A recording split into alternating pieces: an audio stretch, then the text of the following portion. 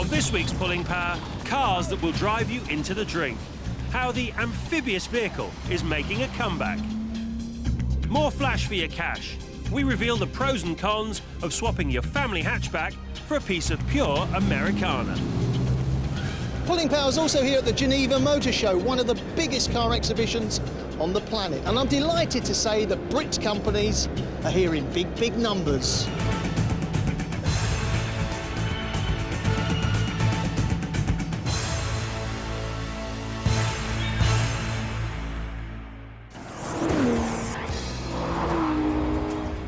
And a company that's about as quintessentially British as you can get is Aston Martin. Now, this is a company that, as you probably know, has been based in Newport Pagnell for a long, long time. They're moving their production facilities up to Gaydon in Warwickshire.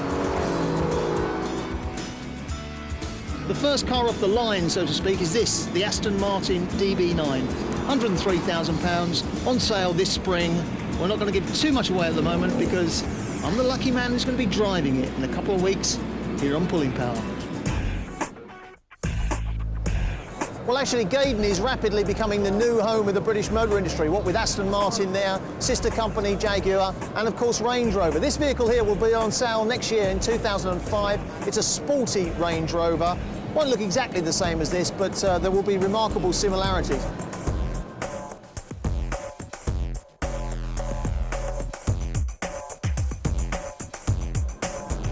If you're thinking 10 years hence, well, this is a Pulling Power world exclusive.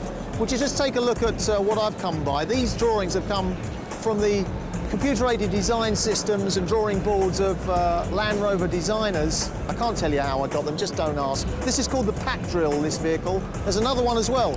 It's called the Land Raver. Or is it, perhaps, the vehicle that we will know in perhaps 10 years' time as the next generation Freelander?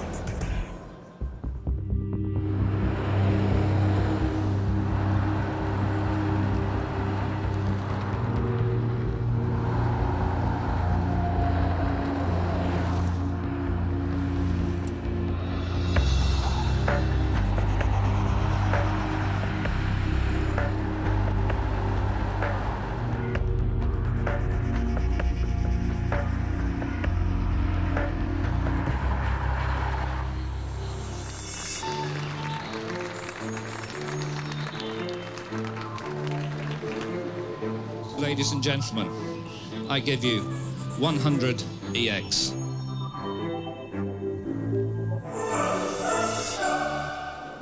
Well, here's an intriguing one. The Volvo YCC. It was a car that was designed by a team of women. You're not buying a technical product, you're buying by emotions. Our aim is that you will feel great in this car. The car's not for women, it's for men and women, but the design team had to be exclusively female. That's the trademark of a good idea, that you ask yourself the question, well, why hasn't anybody done this before? The girls, apparently, are better at delivering the goods than the men. That's the official line from Volvo. Isn't that sexist?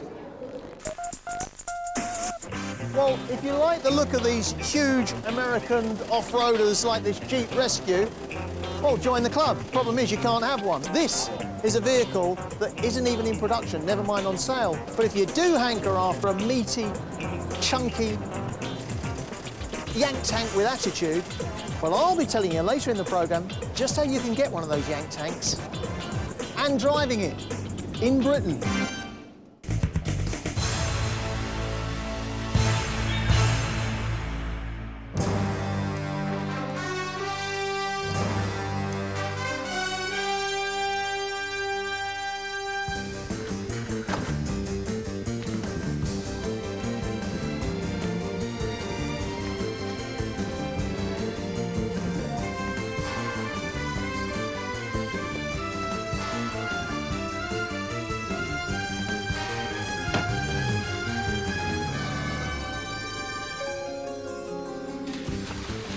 This 1960s amphicar became something of a cult car when it first appeared in the hit TV series The Avengers.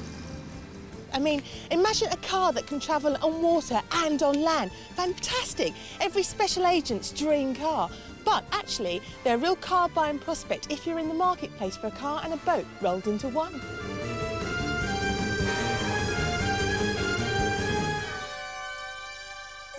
Originally, this car would set you back just under £2,000, but today, an amphicar like this one could fetch upwards of £17,000. But that's if you can find one, because the last time one of these cars was sold in the UK was 10 years ago. This rare amphicar belongs to Derbyshire-based owner and restorer Stuart Scarfe, and he's invited me to take a little dip with him. So tell me a little bit about actually owning one. What's the score with like MOTs and whether you need special driving licences for the water or whatever? As far as a road car goes, you need a full MOT and insurance as you would with any other car. As far as the water side goes, the local inland waterways authorities treat it as a small motor cruiser, so you need a boat licence for it.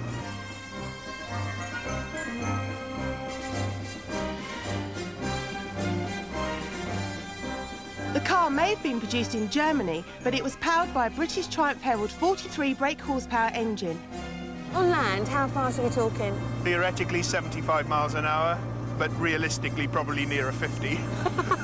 And on the water? 7.5 knots is the quoted speed, which is about 8.5 miles an hour.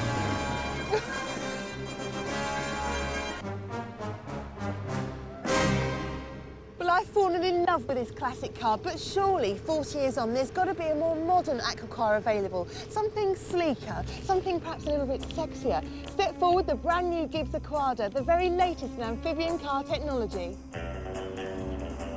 It's taken nearly 10 years to develop the Aquada, and until its first launch, the car was kept under a shroud of secrecy. So it's no surprise the first models off the line are called the Aquada Bond car. What better way to travel down the Thames? There's never been a vehicle like this on Earth before. There have been amphibians, but they could only go at a bit faster than walking speed.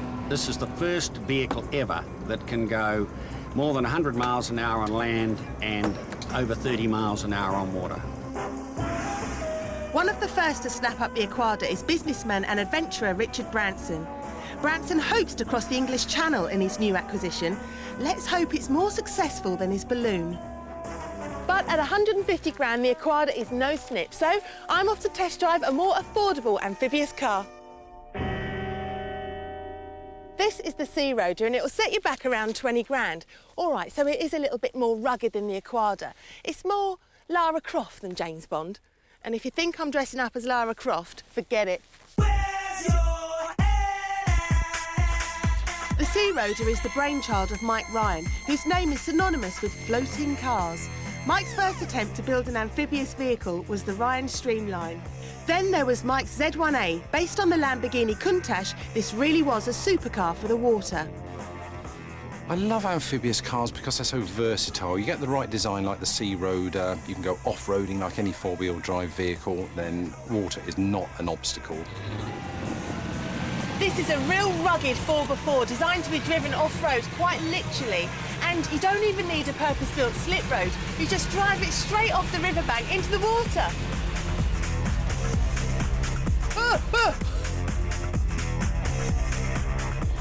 So the weird thing about this is that you don't steer with the steering wheel. There's kind of a lever down the side, which is very bizarre because your initial reaction is just to use this, and you don't have to. From cutting the first piece of metal, I think I had this one up and running in about 12 weeks, which was absolutely wonderful because the previous car, the Lamborghini, that was such a complex car to build, and that took sort of 4 or 5 years to give you a comparison. But this is just a prototype. Eventually there'll be 20 cars in the new Sea Roader range, including an amphi-camper and even a minibus. Now, I can see how this vehicle would be absolutely ideal for the military uses. I mean, if you've got like floodplains and stuff and you need to maybe rescue someone, you could put a boat on the back and tow them to safety, but as a toy, I'm not so sure. I think I prefer the 1960s amphi car. This one is perhaps a little bit too rugged for me.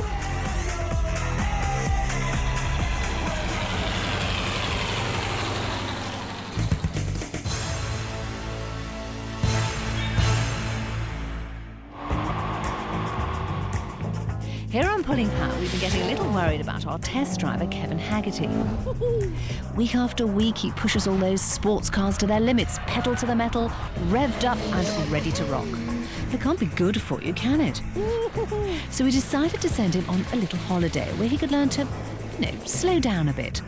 Of course, this break would have to involve a set of wheels, but if we swapped his supercar for an off-roader, then he'd just have to take things a little easier. Right, in we go. Oh my God. Where's the furniture? All I've got is a surgical bed. But I suppose that's what I should have expected. After all, this is Iceland and I've signed up for the ultimate off-road experience. A 4-day trip across one of the world's most beautiful landscapes. Active volcanoes and glaciers make much of the country uninhabitable, and parts of it are so rugged that American astronauts trained here before landing on the moon. It's not the easiest place in the world to drive, and with 24 hours of daylight, it's even harder to sleep. But I'm not going to start making excuses this early on. So, this is where the land ends and the glacier begins. So I'm just going over to Skuli, our guide here, who's actually bending down beside the tyres. What are we doing here, Skuli? Well, Kevin, we need to deflate the tyre now in order to make a larger print, because we want to drive on top of the snow, not go through it. Oh, I see. So we'll take it down to about 2.5, 3 psi, very low, and it should take us over. For the first few minutes, driving across the snow and ice takes a bit of getting used to.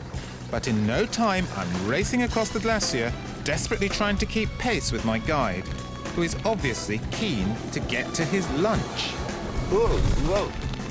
You wouldn't believe the kind of terrain we're driving over here. It really just feels like you've got 4 balloons underneath you, and the car's just sort of pushing itself along. Now, the higher we go is the more mist we have. And I've got to keep up with our guide in front, because if we lose him, then I'm in real trouble. But hey, you know me, and predictably enough, that's exactly what I did. Where are you? I can't see you at all, Suli.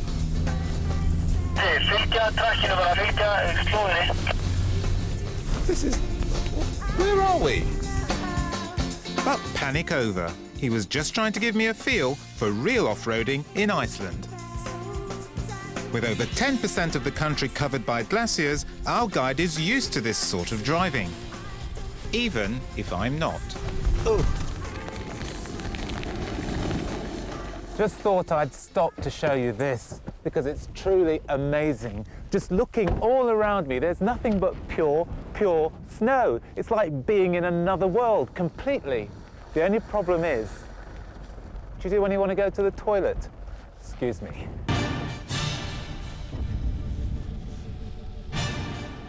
After the break... Go on, admit it. You want one, don't you? I know I do.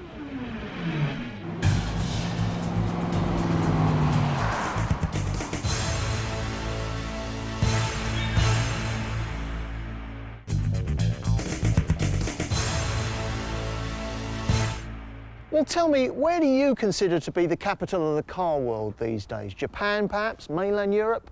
Call me old-fashioned, but I reckon it's still North America. And that's where we are today. Well, sort of.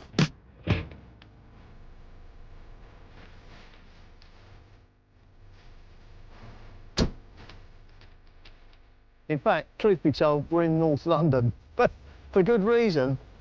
Lincoln Navigator, Chevrolet SSR, what have we got here? Dodge Ram, Chevy Corvette, Hummer.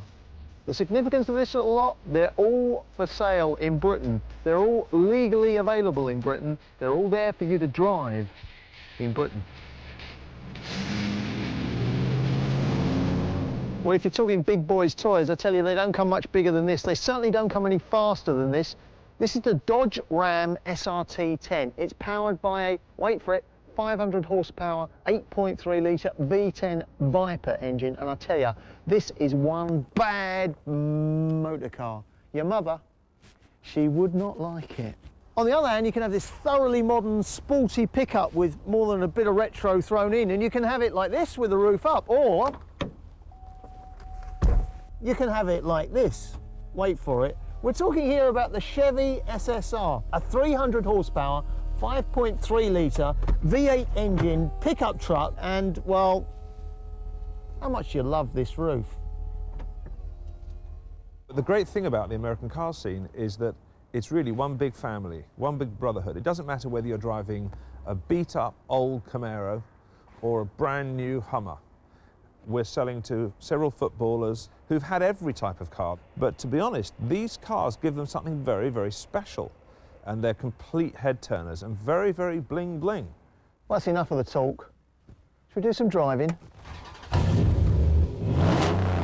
This is the Dodge Ram 1500, 5.7 litre Hemi engine, 345 horsepower. It's a quad cab, 6-seater. And I tell you what, it's an awful lot of metal for the money. It's not about driving quickly in a car like this. You've got nothing to prove with all this grunt under the bonnet. This is about just soaking up the sound, that engine note. Just hold it right there and just listen to that. You don't need to drive it quickly. You need to sit back, relax, glide.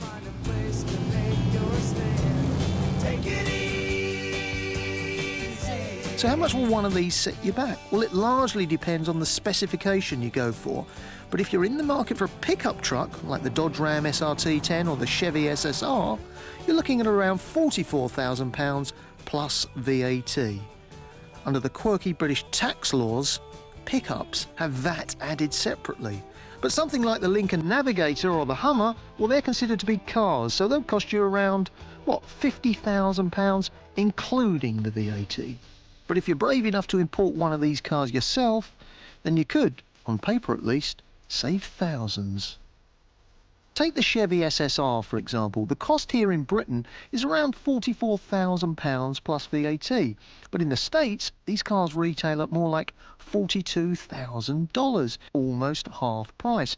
But before you jump on the next flight to Miami, remember, importing a car yourself is not quite as simple as it seems. Here's a few obvious and not so obvious costs to consider before going it alone and buying direct from the States. Flights to the USA, general travelling expenses, sourcing your car and getting it to an appropriate seaport. Arranging the shipping. This can cost thousands of pounds, and you've got to add insurance and other costs on top of that. You may also have to stump up considerable taxes and duties. Then you have to add the cost of modifying the car to make it street legal in Britain. Make sure you can find an insurance company to insure you, and believe it or not, your manufacturer's warranty might not be valid in Britain if you're bringing the car yourself. So who exactly buys a vehicle like this? People who are looking for something different, people who want to make a statement, people who are a little bit fed up with their Porsche 911s or their Range Rovers or whatever they've had before, but also people who want workhorses. This car belonged to David Beckham, and it seems to me one of its great selling points was the fact that there was an awful lot of room in the back to carry Victoria's shopping.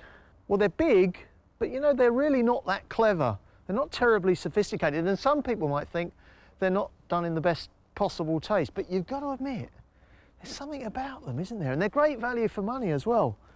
Go on, admit it. You want one, don't you? I know I do.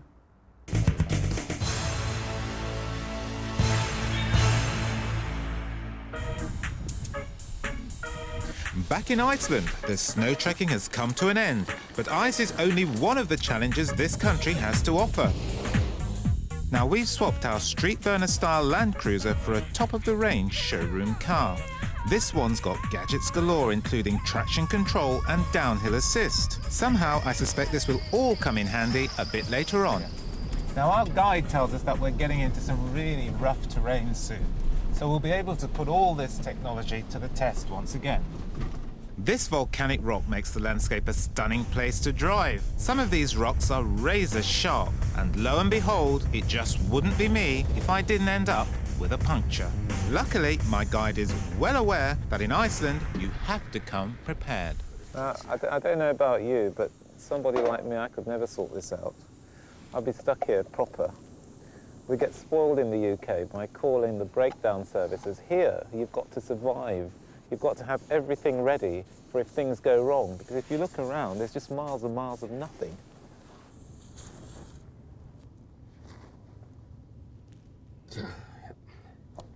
Nice one, well done.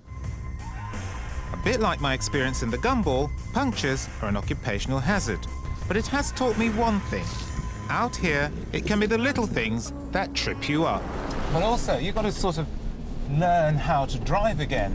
And little basic things like, if you're going to hit water, put your wipers on first. Don't end up with a whole sort of windscreen full of water and then putting your wipers on, because you won't be able to see. We're going through some really deep water now, so what we've got to do is just keep that power running. It's almost like running in a boat. Keep that power going and concentrate on the direction we're going in. Don't worry about controlling the vehicle here, just thinking, oh, I'm going that way, and the body will help you, it will take you there.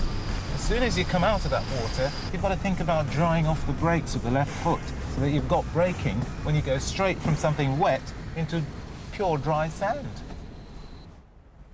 So, Scooty, it looks a bit steep down here. What are we going to do here, then? Well, it is, Kevin. This is a great opportunity for you and the car to test out the downhill assist control system. If you just make sure that you don't, you just push the button and you don't push the brake and don't push the accelerator, the car will do the job for you itself. It's a little loose ground and you have a crack down there we have to avoid. So just steer clear of that and you'll see what happens. Now, apparently, I've just got to do nothing. I've just got to let it go, let it do its own thing, not even brake. Let's see what happens. Oh God, you've got to be a bit courageous here to actually take your foot off the pedals. But it's working, it really is working. Now we're coming up to some pretty deep terrain here. There's a little stream running through. But there's a very, very, very narrow way ahead of us. Oh my God. Now this looks bad. So I'm going to try anyway, not to damage it, but to get through. Oh, it's looking good. I can't hear any scrapes the other side. But I'm going to try. I think we're there. This is a driving experience to remember. This is how you should use your 4x4. Oh, well, come on. It does beat the school run.